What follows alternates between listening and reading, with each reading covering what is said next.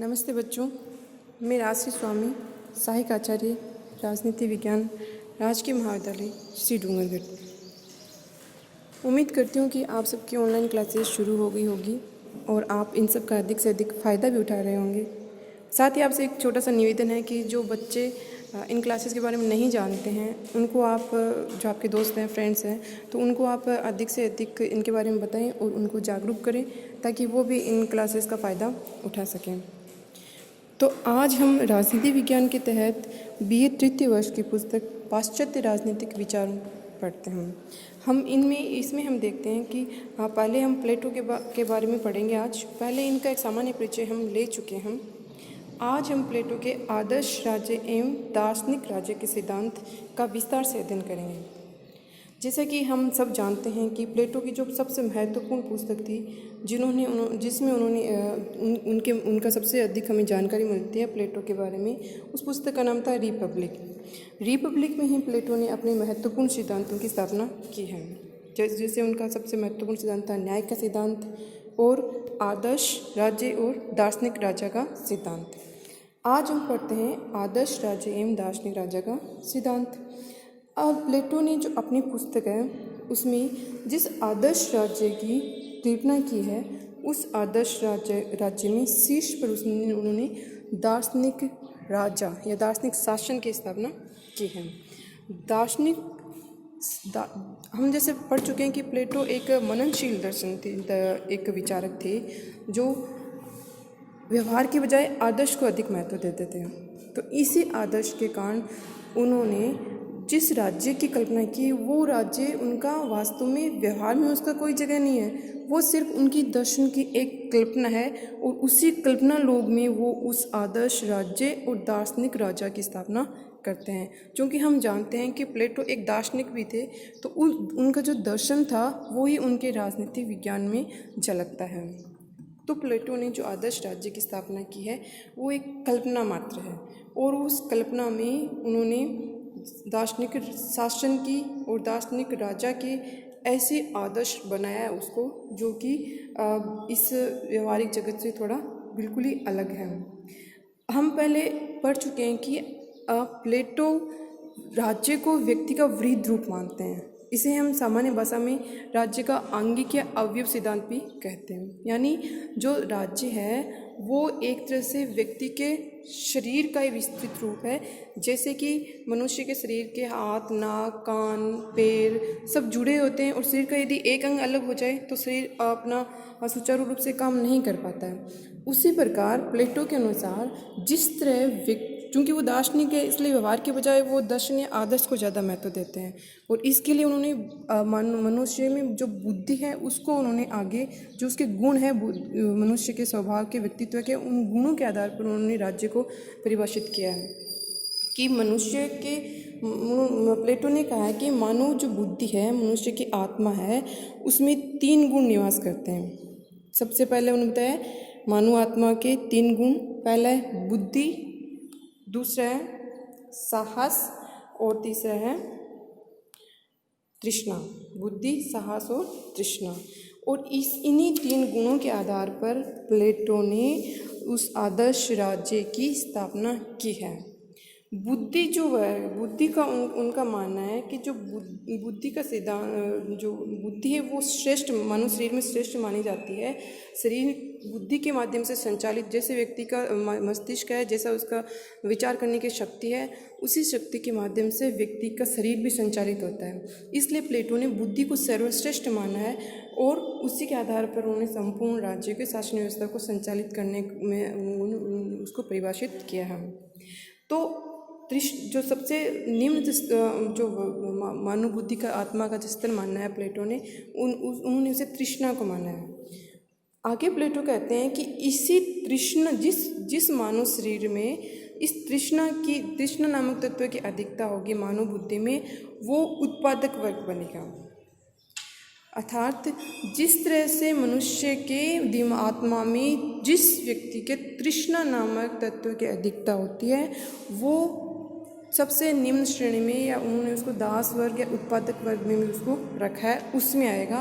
और उसका कार्य होगा भौतिक वस्तुओं का उत्पादन करना और आर्थिक आवश्यकताओं की पूर्ति करना। क्योंकि बिना आर्थिक आवश्यकताओं की पूर्ति के लिए कोई भी राज्य नहीं चल सकता। किसी भी राज्य को संचालित करने के लिए भौतिक धन संपदा सबकी और भौतिक वस्तुओं की आवश्यकता होती है। तो जिस व्यक्ति की आत्मा में तृष्णा नामक तत्व की अधिकता होगी वो राज्य में उत्पादक वर्ग के रूप में माना जाएगा और उसका कार्य होगा राज्य की आवश्यकताओं की पूर्ति करने के लिए उत्पादन के कार्यों को करना। जब राज्य का यह वर्ग अपने कार्य को अच्छी तरह से करेगा तो बाकी भी दोनों वर्ग अपने कार्य को अपने अच्छे से संभाल सकते हैं। दूसरा तत्व उन्होंने मानव आत्मा में माना है प्लेटो ने, वो उन्होंने माना है साहस को माना है। तो जिस व्यक्ति की आत्मा में साहस नामक तत्व की अधिकता होगी वो सैनिक वर्ग में गिना जाएगा। अर्थात जैसे जैसे राज्य का निर्माण होता है, राज्य की भौतिक आवश्यकताओं की पूर्ति होती है, तो राज्य के लिए अधिक संसाधनों की आवश्यकता होती है और अधिक संसाधनों की आवश्यकता के लिए उसे अपने क्षेत्रफल और आकार को भी विस्तृत करना पड़ता है। और इस आकार को विस्तृत करने के लिए और अपने क्षेत्रफल की रक्षा करने के लिए हर राज्य को एक सेना की आवश्यकता होती है। और सैनिक हम सब जानते हैं सैनिक वो ही बन सकते हैं जो साहसी हो, निडर हो, जो किसी भी प्रकार के जीवन के प्रति उनके मन में भय नहीं हो। तो जिनके बुद्धि में साहस नामक तत्व होगा वो राज्य में सैनिक वर्ग में उनकी गिनती होगी और वो राज्य के सेना का संचालन करेंगे। अब तीसरे जब मानव आत्मा को के जो तत्व माना है प्लेटो ने, वो उन्होंने माना है बुद्धि यानी विचार। तो जिस व्यक्ति में विचारों की या बुद्धि की अधिकता होगी वो व्यक्ति आएगा दार्शनिक वर्ग में। क्योंकि हम सब जानते हैं कि दर्शन का कार्य विचारों के माध्यम से संचालित होता है और जो जितना अधिक विचारशील होगा वो उतना ही श्रेष्ठ दार्शनिक माना जाता है। तो प्लेटो ये विश्वास करते हैं कि शासन का कार्य संचालन करना उत्पादक वर्ग या सैनिक वर्ग के वश की बात नहीं है। ये कार्य सिर्फ दार्शनिक वर्ग, जो श्रेष्ठ वर्ग है समाज का, वो ही संचालित कर सकता है। और ये चूँकि बुद्धि की इसमें अधिकता होती है इसलिए वह इन दोनों वर्गों के मध्य समन्वय स्थापित करके रखता है।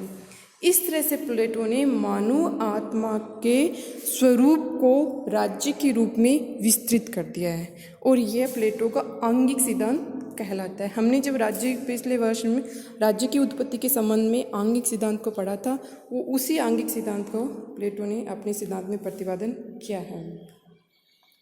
अब जब राज्य की उत्पत्ति होती है, जब तीनों वर्गों का आपस में समन्वय हो जाता है, तो प्लेटो के आदर्श राज्य के निर्माण की प्रक्रिया शुरू होती है। इस प्रक्रिया के प्रथम चरण में प्लेटो का मानना है कि उत्पादक वर्ग का निर्माण होता है और ये आर्थिक आवश्यकताएं राज्य की उत्पत्ति होती है और उत्पादक वर्ग का कार्य वस्तुओं का उत्पादन करना होता है। द्वितीय चरण जैसे हमने अभी पढ़ा, आत्मा के साहस के गुण से सैनिक वर्ग का निर्माण होता है और वो महत्वाकांक्षी पूर्ति एवं विशाल भूभाग के लिए जैसे कि युद्ध होते हैं और उसके लिए उस अपने क्षेत्र की रक्षा करने के लिए सैनिकों की आवश्यकता होती है।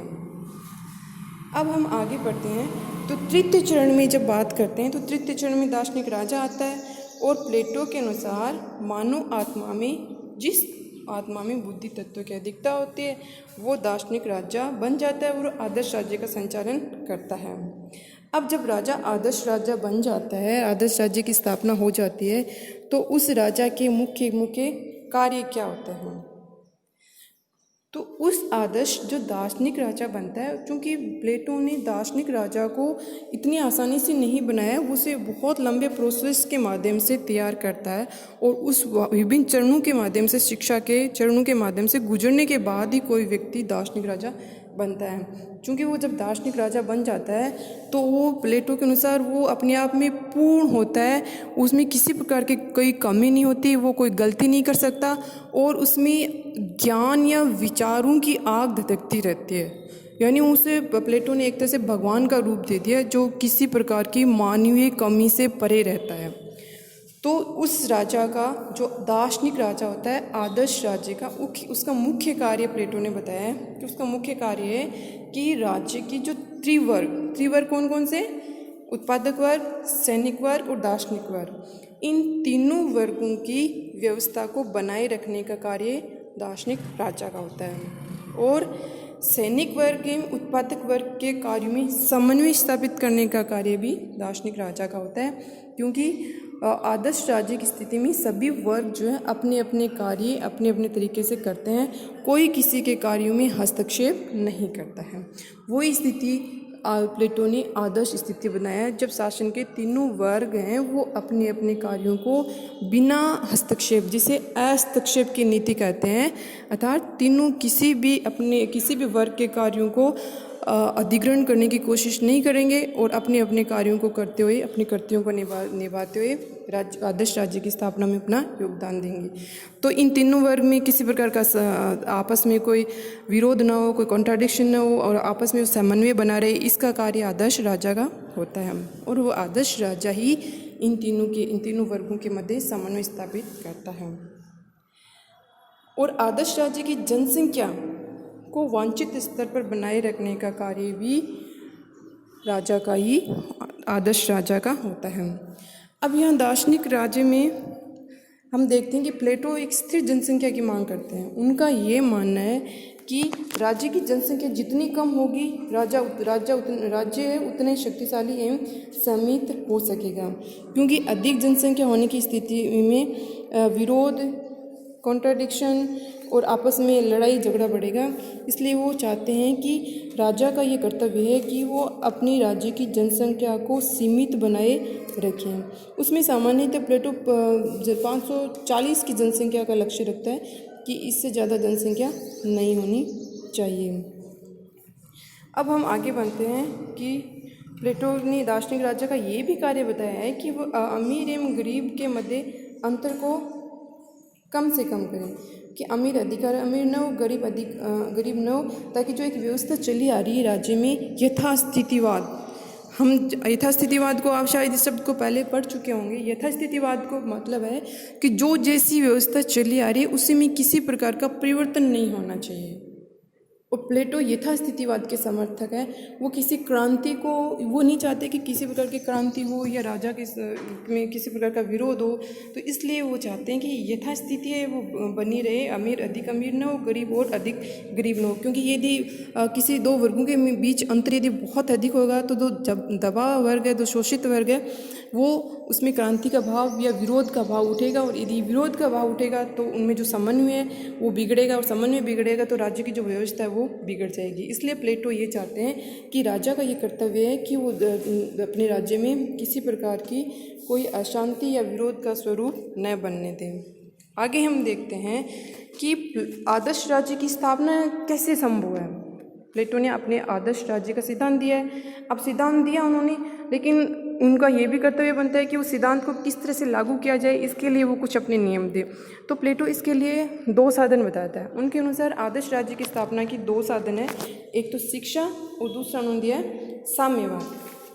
अब प्लेटो के समय यदि हम देखते हैं कि दो प्रमुख राज्य थे, जैसे कि हम पहले पढ़ चुके हैं। प्लेटो के समय दो प्रमुख राज्य थे, एक था स्पार्टा था, एक एथेंस। एथेंस में प्लेटो स्वयं निवासी थे, एथेंस में उनका जन्म हुआ था और वो एथेंस राज्य के निवासी थे। तो उस समय जो शिक्षा व्यवस्था प्रचलित थी एथेंस और स्पार्टा में, दोनों अलग अलग राज्य थे, दोनों विरोधी राज्य थे, नगर राज्य थे। क्योंकि उस समय ग्रीक जो है, यूनान जो है, वो छोटे छोटे नगर राज्यों में, छोटे छोटे नगरों के रूप में वह राज्य बने थे, कोई विशाल भूभाग राज्य के रूप में उनके पास नहीं था। तो जब स्पार्टा में एथेंस की बात करते हैं तो उन दोनों में बिल्कुल एक दूसरे के विरोधी शिक्षा व्यवस्था प्रचलित थी।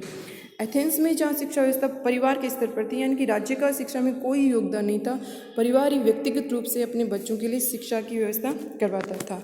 और उस समय नैतिक ज्ञान और चरित्रवान बनने पर अधिक से अधिक बच्चों पर बल दिया जाता था।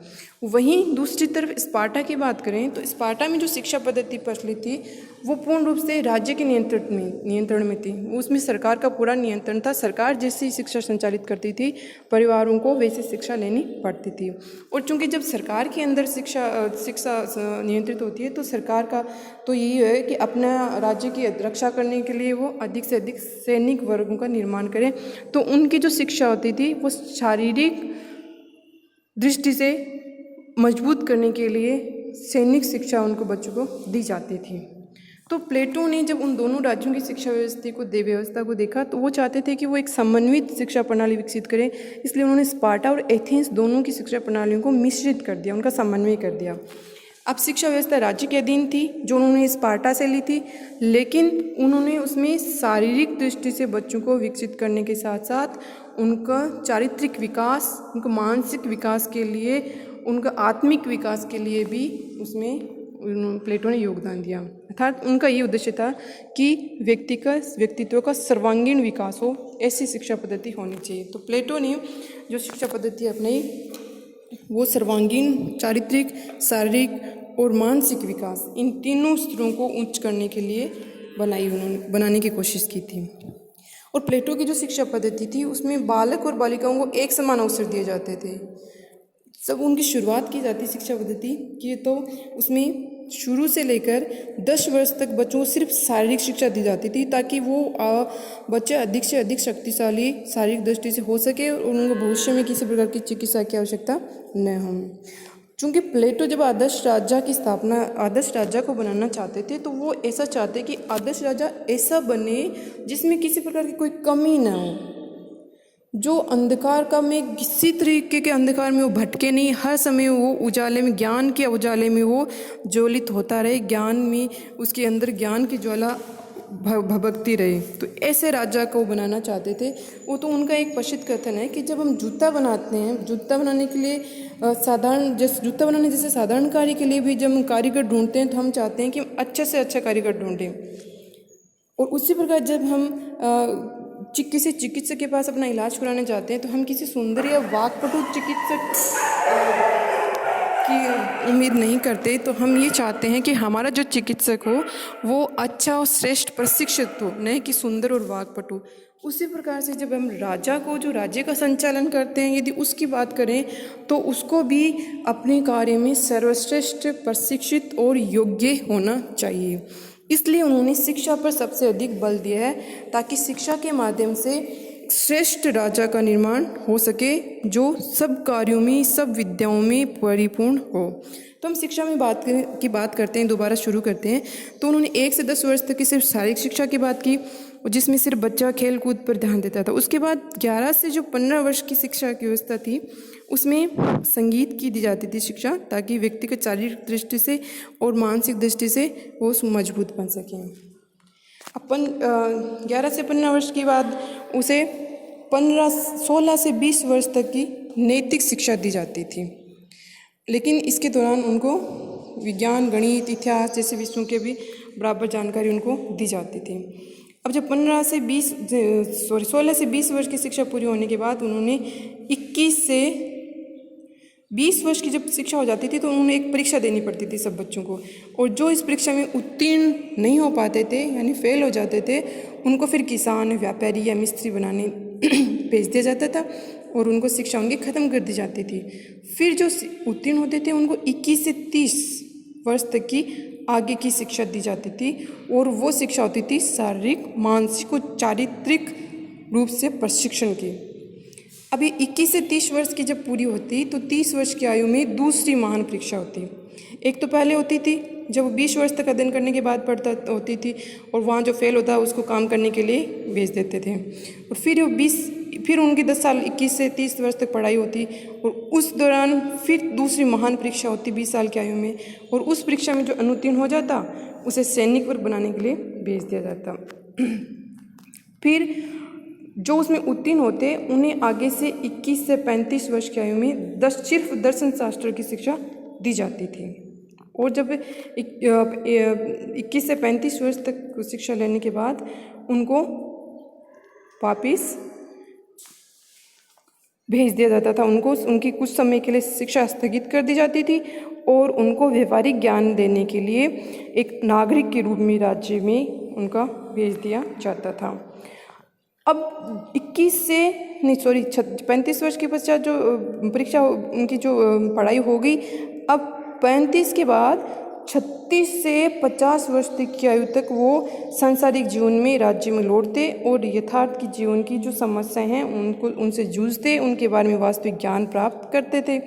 और जो 50 वर्ष के हो जाते थे तो फिर उनमें एक परीक्षा होती थी जो अंतिम परीक्षा होती थी, और उस परीक्षा में जो उत्तीर्ण हो जाते थे वो बनते थे दार्शनिक राजा। उस परीक्षा में जो उत्तीर्ण हो जाते थे वो क्या बनते थे? दार्शनिक राजा। क्योंकि ये प्लेटो ये मानता है कि जो 50 वर्ष की आयु में जिस उस दार्शनिक जो परीक्षा होती थी उसको उत्तीर्ण कर लेगा तो उसमें ज्ञान की कोई कमी नहीं है, क्योंकि वो इतनी कठिन परीक्षा होती थी जो दर्शन के समस्त गूढ़ से गूढ़ प्रश्न उसमें होते थे। तो उससे उत्तीर्ण करने वाला अपने आप में दार्शनिक राजा की श्रेणी में आ जाता था, उस वर्ग में आ जाता था। इस तरह से उन्होंने दार्शनिक राजा का निर्माण उन्होंने प्लेटो ने किया है। और जब ये दार्शनिक राजा बनता तो ये सारे जो मोहोपास है, सारे जो पद के जो लालच है, इच्छाएं हैं, तृष्णा है, उन सब से ऊपर उठकर वो सिर्फ दर्शन में ही खोया रहता था, वो दर्शन में ही डूबा रहने वाला प्राणी होता था। तो वो जब सिर्फ दर्शन का कोई खाता पीता और दर्शन में ही रहता था तो वो व्यक्ति फिर दार्शनिक राजा की श्रेणी में प्लेटो के अनुसार आ जाता है, जो किसी प्रकार के लालच से, पद के लालच से, कि धन किसी पद धन आदि सभी लालचों से ऊपर उठ चुका होता था। अब आगे आता है साम्यवाद। शिक्षा की प्रणाली हमने पढ़ ली कि प्लेटो ने पूरी एक शिक्षा की एक व्यवस्था स्थापित की है जिसमें अलग अलग चरणों में परीक्षाएं होती थी। एक 20 साल में, फिर एक 35 साल की आयु में, फिर 50 साल की आयु में, और विभिन्न चरणों में जो पास करके अंतिम स्तर पर पहुंचता था वो राजा बन जाता था। अब इस तरह से वो एक शिक्षा के माध्यम से वो अपने श्रेष्ठ बन जाता था। अब आदर्श राजा के पश्चात आदर्श राज्य के संचालन के लिए उन्होंने साम्यवाद की स्थापना की है। साम्यवाद के बारे में आप समझते होंगे कि न्यूनतम आवश्यकताओं से जीवन की पूर्ति साम्यवाद में की जाती है, जहाँ किसी प्रकार का निजी संपत्ति या निजी संग्रह का कोई स्थान नहीं होता था। तो प्लेटो ने दो वस्तुओं का साम्यवाद किया, एक संपत्ति का साम्यवाद और एक स्त्रियों का साम्यवाद।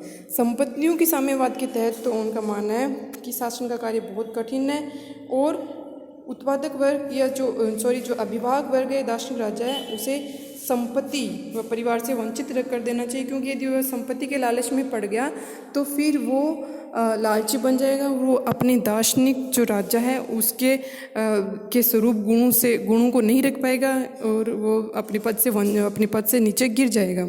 इसलिए वो चाहते हैं कि राजा को संपत्ति से वंचित किया जाए, उसको न्यूनतम वस्तुएं दी जाए जो उसके लिए ज़रूरी है, ताकि वो लालच से दूर रहे। निजी संपत्ति वो नहीं रख सकता राजा। इसके अलावा महिलाओं का या स्त्रियों का साम्यवाद का तात्पर्य है कि निजी परिवार नहीं रख पाता। राजा का कोई दार्शनिक राजा वर्ग है, अभिभावक वर्ग है, वो उसकी कोई निजी संतान या निजी स्त्रियां नहीं होती थी। और सामूहिक संतान या स्त्रियां सामूहिक होती थी, और जब बच्चे पैदा होते तो उसे राज्य अपने संरक्षण में ले लेता था। इसलिए न तो बच्चों को ये पता चल पाता था कि उसके माता पिता कौन है, और न ही माता पिताओं को ये पता चल पाता था कि उनके बच्चे कौन हैं। तो इस तरह से जो आपस में जो मोह है एक माता और पुत्र या पिता पुत्र या पुत्री का, तो वो मोह नहीं बन पाता था, और सबके माता पिता होते थे और सबके बच्चे होते थे। तो निर्लिप्त भाव से राज्य की सेवा में तत्पर रह सकते थे। इस तरह से हम देखते हैं कि प्लेटो ने आदर्श राज्य के सिद्धांत की स्थापना करने के लिए स्त्री तथा निजी संपत्ति के साम्यवाद की बात की है, और वो सिर्फ इसलिए चाहते हैं ये करना ताकि राजा एक निजी स्वार्थ या लालच में न फंसे और राज्य की पूर्ण सेवा कर सकें। अब हम आगे देखें तो प्लेटो के दर्शन में हमें कुछ कमियां भी दिखाई देती हैं, क्योंकि कोई भी दर्शन अपने आप में पूर्ण नहीं होता है, और प्लेटो तो पूर्ण आदर्शवादी थे और आदर्श को व्यवहार में लागू करना असंभव है। आदर्श सिर्फ विचारों तक संभव है, विचार ही आदर्श के रूप में हो सकते हैं, लेकिन व्यवहार के रूप में विचारों को पूर्ण रूप से यथावत लागू करना असंभव है। तो इसमें सबसे बड़ी कमी इसमें प्लेटो के दर्शन में मानी जाती है कि जो आदर्श राजा है वो सिर्फ आदर्श राजा है, उसके पास न कोई सैन्य शक्ति है, न उसके पास कोई आर्थिक शक्ति है। तो जो नीचे के वर्ग हैं, आर्थिक वर्ग, उत्पादक वर्ग या सैनिक वर्ग है, तो वो राजा की बात को क्यों मानेंगे? जब तक शक्ति एवं धन एवं सेना की शक्ति राजा के पास नहीं होगी तो नीचे का वर्ग राजा की बात को क्यों मानेंगे? दार्शनिक राजा सिर्फ इसलिए तो नहीं मान सकते कि वो उसके पास ज्ञान की ज्वाला भभक रही है, वो पूर्ण ज्ञानी है तो हम उसकी बात मान लें। तो व्यवहार में प्लेटो का ये सिद्धांत लागू नहीं हो पाता है। दूसरी उनमें उनकी आलोचना करने वाले उनमें सबसे अधिक जिनके नाम गिना जानता है वह है कार्ल पॉपर। कार्ल पॉपर ने एक पुस्तक लिखी थी the open society and it's enemies. क्या नाम था पुस्तक का? The open society and it's enemies, यानी कि खुला समाज और उसके दुश्मन।